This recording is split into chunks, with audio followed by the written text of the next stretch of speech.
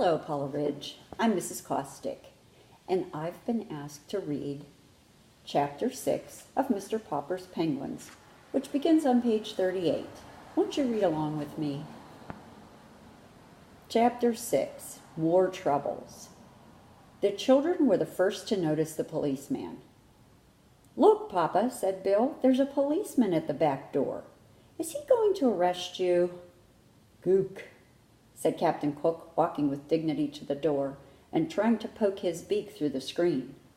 "Is this 432 Proudfoot Avenue?" "It is," answered Mr. Popper. "Well, I guess this is the place all right," said the policeman, and pointed to Captain Cook. "Is that thing yours?" "Yes, it is," said Mr. Popper proudly.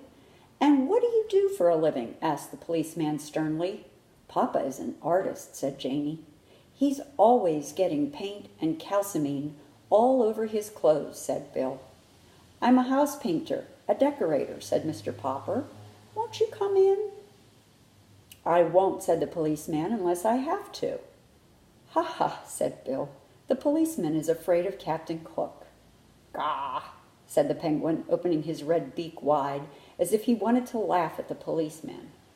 "Can it talk?" said the policeman. "What is it, a giant parrot?" "It's a penguin," said Janie. "We keep it for a pet." "Well, if it's only a bird," said the policeman, lifting his cap to scratch his head in a puzzled sort of way. "From the way that fellow with a tool bag yelled at me outside, I thought there was a lion loose in here." "Mama says Papa's hair looks like a lion sometimes," said Bill. "Keep still, Bill," said Janie. "The policeman doesn't care how Papa's hair looks." The policeman now scratched his chin. "If it's only a bird, I suppose it will be okay, if you keep him in a cage." "We keep him in the icebox," said Bill. "You can put it in the icebox for all I care," said the policeman. "What kind of a bird did you say it was?" "Penguin," answered Mr. Popper. "And by the way, I might want to take him walking with me. Would it be all right if I kept him on a leash?" "I tell you," said the policeman, "honestly, I don't know what the municipal ordinance about penguins is, with or without a leash, on the public streets. I'll ask my sergeant." "Maybe I ought to get a license for him," suggested Mr. Popper. "It's certainly big enough for a license," said the policeman. "I tell you what to do. You call up the city hall and ask them what the ruling about penguins is. And good luck to you, Popper. He's kind of a cute little fellow, at that. Looks almost human. Good day to you, Popper, and good day to you, Mr. Penguin."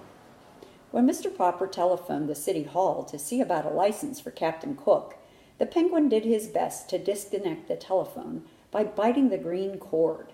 Perhaps he thought it was some new kind of eel. But just then Mrs. Popper came back from market and opened a can of shrimps, so that Mr. Popper was soon left alone at the telephone. Even so, he found it was not so easy to learn whether or not he must get a license for his strange pet. Every time he would explain what he wanted, he would be told to wait a minute, and much later a new voice would ask him what he wanted. This went on for considerable time.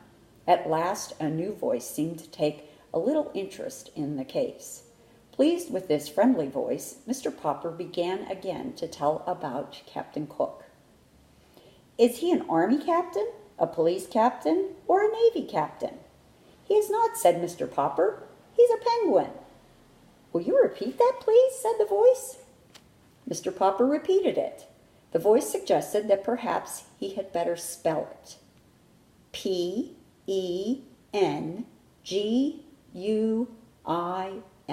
said Mr. Popper. "Penguin." "Oh," said the voice, "you mean that Captain Cook's first name is Benjamin?" "Not Benjamin, Penguin. It's a bird," said Mr. Popper. "Do you mean," said the phone in his ear, "that Captain Cook wishes a license to shoot birds?" "I am sorry, the bird hunting season does not open until November. And please try to speak a little more distinctly, Mr. Topper, did you say your name is?" "My name is Popper, not Topper," shouted Mr. Popper. "Yes, Mr. Potter, now I can hear you quite clearly." "Then listen," roared Mr. Popper, now completely outraged, If you folks at the City Hall don't even know what penguins are, I guess you haven't any rule saying they have to be licensed. I will do without a license for Captain Cook. Just a minute, Mr. Popwell.